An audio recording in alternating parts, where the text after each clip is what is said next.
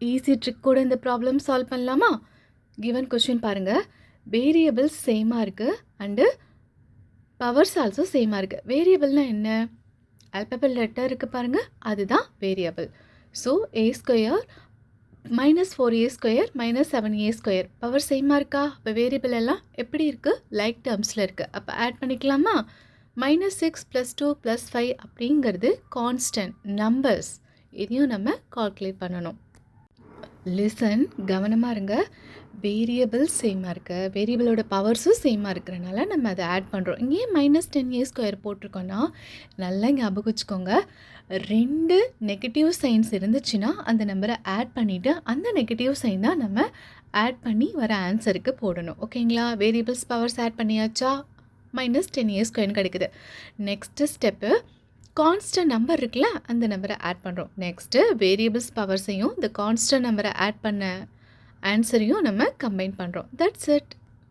6th question பார்க்கலாமா? Expression பார்த்துக்கோங்க. Step 1 என்ன பண்ணோம்? லைக் டேர்ம்ஸ் இருக்கான்னு ஃபஸ்ட்டு ஐடென்டிஃபை பண்ணோம். ஐடென்டிஃபை பண்ணதுக்கு ஆஃப்டர் நம்ம அரேஞ்ச் பண்ணோம். x³ யாரோடமே கம்பைன் ஆகலை. ஏன் சொல்லுங்கள்? பிகாஸ் x³ x² x இந்த மாதிரி வேரியபிள் இருந்ததுன்னா அது மூணுமே வெவ்வேறு டிஃப்ரெண்ட் டைப் ஆஃப் டேர்ம்ஸ். ஓகேங்களா?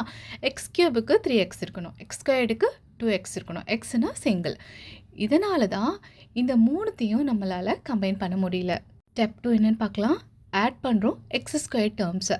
x² டேர்ம்ஸ் மட்டும் ஆட் பண்ணோம்னா பிகாஸ் வேரியபிள் சேமாக இருக்குது, பவர் சேமாக இருக்குது, அதை மட்டும் தான் நம்ம ஆட் பண்ணோம். இது வந்து வெரி வெரி இம்பார்ட்டன்ட் இந்த டேர்ம். ஓகேங்களா? வேரியபிளும் சேமாக இருக்கணும், பவரும் சேமாக இருக்கணும். ஸ்டெப் 3 என்ன?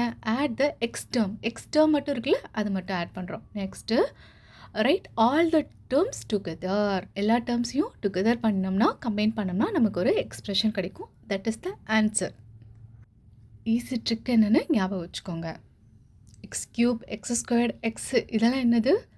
பவர்ஸ். ஓகேங்களா? இது மூணுமே இந்த வேரியபிள்ஸில் பவர்ஸ் சேமாகவே இல்லை, டிஃப்ரெண்ட்டில் இருக்குது ஒவ்வொரு டேர்மும். Only the same power can be added. Different power இருந்துச்சுன்னா நம்மளால் ஆட் பண்ண முடியாது. 7th கொஷனில் எக்ஸ்பிரஷன் பாருங்கள். நெக்ஸ்ட்டு டேர்ம்ஸை ஐடென்டிஃபை பண்ணுங்கள். ஓகேங்களா? வேரியபிள் சேமாக இருக்கணும். வேரியபிள்னால் என்னது? Alphabet letters. நம்பர்ஸ் இருந்ததுன்னா அது கான்ஸ்டன்ட் அப்படின்னு சொல்கிறோம். இங்கே வேரியபிள் நம்ம சேம் பண்ணலாமா? x + 3x + x இதெல்லாமே ஒரு வேரியபிள். ஸோ ஆட் பண்ணிக்கிறோம். நெக்ஸ்ட்டு கான்ஸ்டன்ட் நம்பர்ஸ் இதெல்லாம் ஆட் பண்ணுறோம். ரெண்டத்தையும் வேரியபிளையும் கான்ஸ்டன்ட் நம்பரையும் ஆட் பண்ணி நமக்கு ஒரு ஆன்சர் கிடைக்குது. கம்பைன் பண்ணோம். இந்த கொஷின் நல்லா லிசன் பண்ணுங்கள். அப்பர் டேர்மில் இருந்து தான் லோயர் டேர்மை நம்ம சப்ராக்ட் பண்ணோம். ஓகேங்களா? Upper term -3a, lower term -7a. Step 2 வாங்களேன். இப்போது அப்பர் டேர்ம் என்ன? -3a. Okay, lower term -7a. சென்டரில் என்ன இருக்குது? சப்ராக்ட் தானே பண்ணணும் அப்பர் டேர்மில் இருந்து லோயர் டேர்மை. ஸோ அப்போ மைனஸ். அப்போ minus into minus 2 negative sign இருந்ததுன்னா நம்ம ஆட் பண்ணிவிட்டு. Okay, so -3a + 7a. அப்போ ஸ்டெப் 3 என்ன கிடைக்கும்? ரெண்டுமே லைக் டேர்ம்ஸில் இருக்குது. ஏன்னா வேரியபிள் பாருங்களேன், ஏன்னு காமனாக இருக்கா? ஸோ அதனால்